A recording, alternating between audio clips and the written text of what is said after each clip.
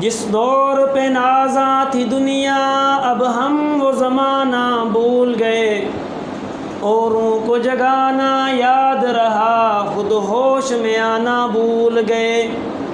منہ دیکھ لیا آئینے میں پر داغ نہ دیکھا سینے پہ، منہ دیکھ لیا آئینے میں پر داغ نہ دیکھا سینے پہ، جی ایسا لگایا جینے میں مرنے کو مسلمان بھول گئے۔ آذان تو اب بھی ہوتی ہے مسجد کی فضا میں اے انور، جس ضرب سے دل ہل جاتے تھے وہ ضرب لگانا بھول گئے۔ مسجد تو بنا لی شبر میں ایمان کی حرارت والوں نے، مسجد تو بنا لی شبر میں ایمان کی حرارت والوں نے، من اپنا پرانا پاپی ہے برسوں سے نمازی بن نہ سکے۔ انتہائی واجب الاحترام بزرگوں، دوستوں، بھائیوں، بحمد اللہ تعالی آج ہم ایک عظیم الشان موقع پر یہاں جمع ہیں۔ اللہ رب العزت نے ہمارے اوپر بڑا فضل کرم اور احسان فرمایا کہ اللہ تعالیٰ نے ہمیں یہ دن دیکھنا اور اس محفل میں آنا، بیٹھنا، سجانا اللہ تعالیٰ نے ہمیں توفیق عطا فرمائی۔ اللہ تعالیٰ اس کو اپنی بارگاہ میں قبول فرمائے۔ آج اس مسجد کے اندر قرآن مجید جو نماز تراویح کے اندر مکمل ہوا، یہ بہت بڑی بات ہے۔ اللہ رب العزت کے نزدیک اس کا بہت بڑا مرتبہ اور مقام ہے۔ اللہ رب العزت کے نزدیک اس کی بڑی قیمت ہے۔ مبارکباد کے مستحق ہیں وہ لوگ جنہوں نے قرآن مجید کو الف لام میم سے لے کر والناس تک کھڑے ہو کر سنا، اور مبارکباد کے مستحق ہیں ہمارے حفاظ اکرام بھائی حافظ محمد ابو بکر صاحب، جنہوں نے محنت کے ساتھ، مشقت کے ساتھ قرآن مجید کو یاد کیا اور آپ تمام احباب کو قرآن مجید سنایا۔ اور آپ تمام گاؤں والے سارے ہی بڑے خوش نصیب ہیں جس جگہ پر قرآن مجید کی تلاوت ہوتی ہے، اس جگہ پر اللہ رب العزت کا نور برستا ہے۔ صحابی رسول قرآن مجید کی تلاوت فرما رہے تھے اپنے گھر میں بیٹھ کر، اچانک گھوڑے کی آواز آئی۔ جیسے کوئی جانور ہو نا، ایک دم ڈر جاتا ہے تو اس کے آواز آتی ہے، پھدکنے کی آواز آئی۔ صحابی رسول نے قرآن مجید کو بند کیا، باہر گئے، جا کر دیکھا گھوڑے کو کیا ہوا ہے۔ تو جب باہر جا کر دیکھا تو ان کے گھر کے اوپر سے کوئی خوبصورت روشنی جو ہے وہ آسمان کی طرف جا رہی تھی۔ صحابی رسول نے دیکھا کہ یہ عجیب معاملہ ہے، پہلے تو کبھی نہیں دیکھا۔ حضور پاک صلی اللہ علیہ وسلم کی خدمت میں حاضر ہوئے۔ کیسے وہ لوگ تھے کہ جن کے بارے میں فیصلہ ہو گیا کہ یہ لوگ جنتی ہیں، یہ لوگ معیار ہیں ایمان کا، یہ لوگ معیار ہیں اسلام کا، یہ لوگ معیار ہیں ہماری رہنمائی کا، قیامت تک آنے والے لوگوں کی ہدایت کا اللہ تعالیٰ نے ان کو ذریعہ بنایا۔ لیکن ان لوگوں کو دین کا شوق اور دین کا جذبہ کتنا تھا سیکھنے کا۔ پہلی دفعہ پیش آیا واقعہ، صحابی رسول حضور پاک صلی اللہ علیہ وسلم کی خدمت میں حاضر ہو گئے۔ عرض کی یا رسول اللہ کہ آج ہمارے گھر میں پہلی دفعہ ایسے ہوا ہے کہ میں قرآن مجید کی تلاوت فرما رہا تھا اور میں اچانک گھوڑے کی آواز آئی، باہر گیا تو میں نے دیکھا خوبصورت روشنی جو ہے وہ اوپر کی طرف جا رہی ہے، سمجھ نہیں آئی یہ کیا معاملہ ہے۔ سوچا آپ کی خدمت میں حاضر ہوتا ہوں، آپ بہتر جانتے ہوں گے۔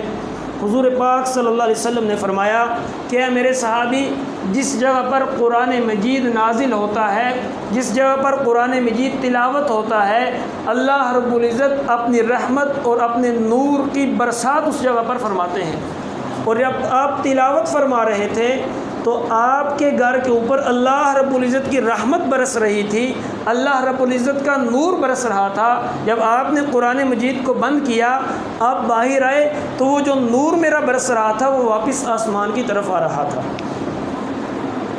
تو میرے بھائیوں، جب پورا قرآن پڑھا جائے، پھر الف لام میم سے لے کر والناس تک پڑھا جائے، اور نماز تراویح میں پڑھا جائے، جس کے ایک ایک سجدے پر 1,500 نیکی کا وعدہ کیا گیا ہو، جس میں ایک ایک لفظ پر ایک ایک حرف پر 70 گنا بڑھ جاتا ہو، اور پھر ایسے دن ہوں جب نفل پڑھیں تو فرض کا اجر ملتا ہو، فرض پڑھیں تو 70 کا اجر ملتا ہو۔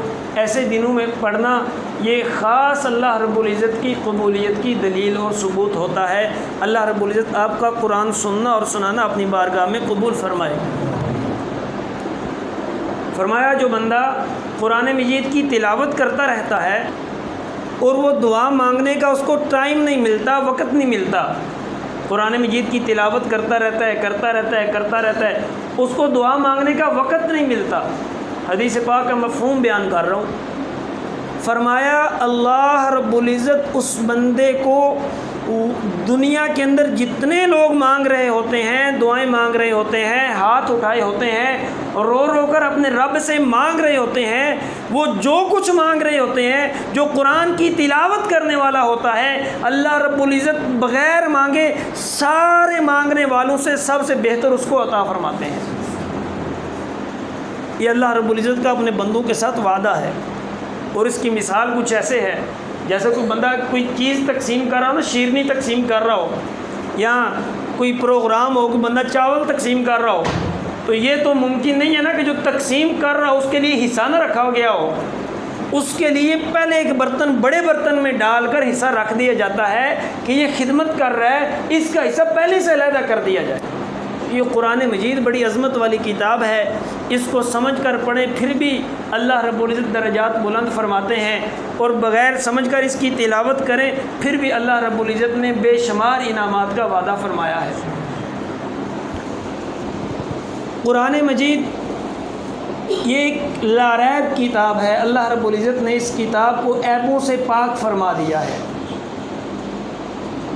جب سے یہ کتاب نازل ہوئی مختلف ادوار میں مختلف لوگ ایسے آئے جنہوں نے اس کے اندر غلطیاں نکالنے کی کوشش کی، اپنے اپنے نسخے تیار کیے اور صورتوں کو آگے پیچھے کیا، آیات کو آگے پیچھے کیا، رکوع کو آگے پیچھے کیا، لیکن تاریخ گواہ ہے کہ کوئی ایک نسخہ بھی ان کا کامیاب نہیں ہوا۔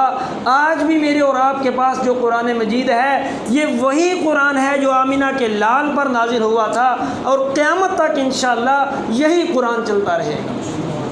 اللہ رب العزت نے اپنے قرآن میں وعدہ فرمایا ہے انا نحن نزلنا الذکر و انا لہ لحافظون، کہ میں نے اس کو نازل فرمایا ہے اور اس کی حفاظت کی ذمہ داری بھی میرے اوپر ہے۔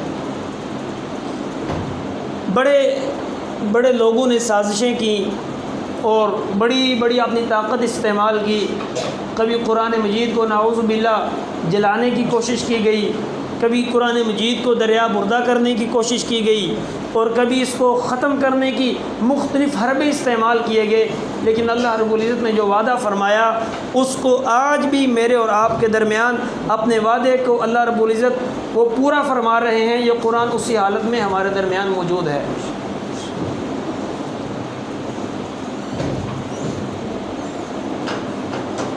1980 کا واقعہ ہے۔ سٹیل مل کراچی کے ایک انجینئر صاحب تھے، ماسکو میں گئے، اپنا کاروباری دورہ تھا، اور دیندار آدمی تھے، جماعت کے ساتھ وقت لگا ہوا تھا۔ جب وہاں گئے تو انہوں نے جا کر ادھر پوچھا بھائی میں نے مسجد جانا ہے، نماز پڑھنی ہے۔ انہوں نے کہا بھائی نماز پر تو یہاں پابندی ہے، مسجد جانے پر پابندی ہے، اس لیے ہمیں نام لینے کی بھی اجازت نہیں۔ تو اللہ والا جو ہے وہ دن گزارتا رہا، یہاں تک کہ جمعے کا دن آ گیا۔ اس نے کہا بھائی میں ان کا مہمان ہوں، جو احکامات آپ کے اوپر ہیں وہ میرے اوپر نہیں، مجھے بتائیں وہ مسجد ہے کہاں جس کو آپ مسجد کہا کرتے تھے؟ لوگوں نے بتایا فلاں فلاں جو جگہ ہے وہ ہماری مسجد تھی، تو اب اس کا نام لینے کی ہمیں اجازت نہیں، بتانے کی اجازت نہیں، آپ کو بتا دیتے ہیں، آپ چلے جائیں۔ وہ بندہ ادھر گیا، اس نے دیکھا مسجد کے اندر بڑا گند پڑا ہوا ہے اور مسجد کی کوئی حالت نہیں۔ اس نے مسجد کی صفائی کی، اور صفائی کرنے کے بعد اس نے مسجد کے اندر اذان دی تو دیکھا چھوٹے چھوٹے بچے آ گئے، اور بچوں نے کہا جی انکل آپ نے نا نماز کے بعد ہمارے گھر میں آنا ہے، ہمارے گھر میں آپ کی چھوٹی سی چائے کی دعوت ہے۔ اس نے انتظار کیا، کوئی بندہ نماز کے لیے نہ آیا، بالآخر اس نے ظہر کی نماز ادا کی، ان لوگوں کے گھر کے اندر چلا گیا، بچوں نے جو گھر بتایا تھا۔ جب ادھر گیا، ادھر جانے کے بعد دیکھا کہ کافی تعداد میں خواتین جمع ہیں، مرد جمع ہیں، بچے جمع ہیں، اور ایک بڑا دسترخوان لگا ہوا ہے اور مختلف قسم کے میوہ جات پڑے ہیں۔ بندہ بڑا حیران رہ گیا کہ یہاں تو پابندی ہے، اذان پر پابندی ہے، نماز پر پابندی ہے، قرآن پر پابندی ہے، تو یہ اتنا بڑا دسترخوان بیٹھ کے گھر کے اندر۔ پوچھا کیا ماجرا ہے؟ کہنے لگے جی ہم یہاں جتنے جمع ہیں ہم سارے کے سارے مسلمان ہیں، لیکن پابندی کی وجہ سے ہم چھپ کر اللہ رب العزت کا جو دین ہے اس کا جتنا کام ہو سکتا ہے اتنا کر رہے ہیں۔ ایک چھوٹا بچہ انجینئر صاحب کے پاس بیٹھا تھا، پوچھا کہ آپ کو قرآن مجید آتا ہے؟ اس نے کہا جی مجھے قرآن مجید آتا ہے۔ اس آدمی نے نسخہ قرآن مجید کا نکالا اور قرآن جیب کے اندر چھوٹا نسخہ تھا وہ نکالا، سامنے رکھا کہ یہاں سے قرآن مجید پڑھو۔ چھوٹا بچہ جو ہے وہ ایسے دیکھ رہا ہے جیسے اس نے پہلی دفعہ دیکھا ہو۔ بندہ بڑا پریشان کہ کیا ماجرا ہے۔ بچے کے گھر والوں نے بتایا کہ آپ اس بچے سے قرآن مجید کی کوئی آیت پڑھ کے پوچھئے، پھر یہ بچہ آپ کو قرآن مجید سنائے گا۔ یقین جانیے بچے کو قرآن مجید سامنے آیا، بچے نے پہچانا نہیں اس کو قرآن مجید کہا جاتا ہے۔ کہا اچھا قرآن مجید کی کوئی آیت بتا دوں۔ اس آدمی نے قرآن مجید کی آیت تلاوت کی، یا ایھا الذین آمنوا توبوا الی اللہ توبۃ نصوحا۔ کہا میرے بیٹے یہاں سے قرآن مجید کی تلاوت شروع کر دے، 28واں پارہ سورۃ التحریم ہے۔ بچے نے قرآن مجید کی تلاوت شروع کی اور ایسی تلاوت شروع کی پورا رکوع قرآن مجید کا تلاوت کر دیا۔ اس بندے نے کہا خاموش ہو جاؤ، رک جاؤ، اور بھائی کیا ماجرا ہے؟ اذان دینے کے لیے تم کوئی نہیں جاتے، نماز پڑھنے کے لیے تم مسجد میں کوئی نہیں جاتے، صفائی کرنے کے لیے تم کوئی نہیں جاتے، تمہاری مسجدیں ویران ہیں، مسجدوں کے اندر گند پڑا ہے، لیکن مجھے سمجھ نہیں آتی یہ چھوٹا سا بچہ ہے، نابالغ بچہ ہے، اس بچے کے سامنے قرآن رکھ دیا گیا، یہ قرآن کو پہچانتا کوئی نہیں ہے، لیکن میں نے قرآن مجید کی ایک آیت پڑھی، اس نے پورے کا پورا رکوع سنا دیا، بتاؤ وجہ کیا ہے؟ بچے کے والدین کہنے لگے بھائی بات اصل میں یہ ہے کہ ہمارے اوپر پابندی لگی ہوئی ہے کہ آپ نے قرآن مجید اپنے گھر میں رکھنے کی اجازت کوئی نہیں، جس کے گھر کے اندر سے قرآن مجید نکل آئے اس کو سولی پہ لٹکا دیا جاتا ہے، اس کو 2 لخت کیا جاتا ہے، اس کو سزا دی جاتی ہے، اس لیے ہمارے گھروں میں قرآن مجید کوئی نہیں۔ جب ہمارے گھروں میں قرآن مجید کوئی نہیں، پھر یہ بچہ قرآن مجید کہاں سے دیکھے گا؟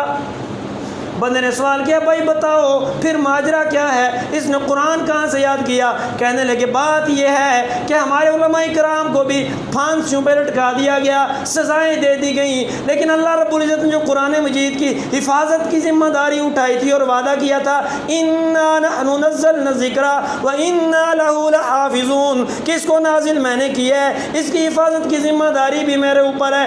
اگر اللہ چاہے قرآن مجید کی حفاظت کی ذمہ داری حفاظت کرنا چاہیں اللہ رب العزت حجاج بن یوسف سے کروا سکتے ہیں۔ اور لوگوں اگر اللہ رب العزت چاہیں کوئی ایسا آدمی جس نے ساری زندگی کوئی دین کا کام نہ کیا ہو، مسجد میں نہ آیا ہو، اللہ دین کی خدمت لینا چاہیں تو لینے پہ قادر ہے۔ کہنے لگے بھائی بات یہ ہے ہمارے علماء کرام نے پر پابندی لگ گئی، مسجد کھولنے پر پابندی ہے، مدرسہ کھولنے پر پابندی ہے۔ ہمارے علماء کرام نے کیا کیا؟ کسی نے نائی کی دکان کھول لی، بال کاٹنے شروع کر دیے اور نائی کا کام کا طریقہ سکھلانے کی کام شروع کر دیا، کسی نے کھیتی باڑی شروع کر دی، کسی نے درزی کا کام شروع کر دیا، اور ہر جس کو جو کام آتا تھا اس نے وہ کام شروع کر دیا، اور ہم نے اپنے بچے علماء کرام کے پاس بھیجنے شروع کر دیے، اور دیکھنے والوں نے یہ دیکھا، حکومت نے یہ سمجھا یہ بچے ٹیلر ماسٹر کا کام سیکھنے جاتے ہیں، یہ بچے باربر بننے جاتے ہیں، یہ بچے نائی کا کام سیکھنے جاتے ہیں، یہ بچے کھیتی باڑی کرنے جاتے ہیں۔ ظاہری طور پر تو وہ کھیتی باڑی کرتے تھے، ظاہری طور پر تو وہ نائی کا کام سیکھتے تھے، ظاہری طور پر تو وہ درزی کا کام سیکھتے تھے، لیکن حقیقت اس کے کوئی برعکس تھی۔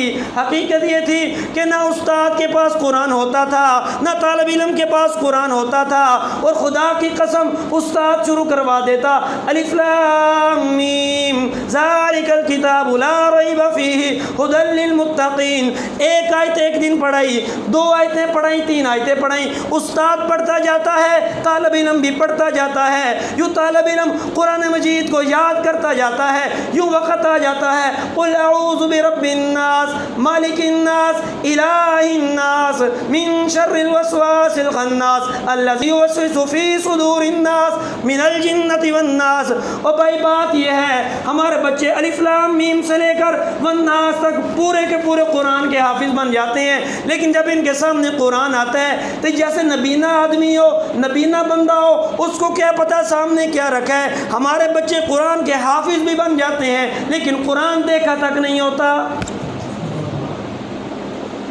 تو میرے بھائیوں، اللہ رب العزت نے قرآن مجید کی حفاظت کی ذمہ داری اٹھائی ہے،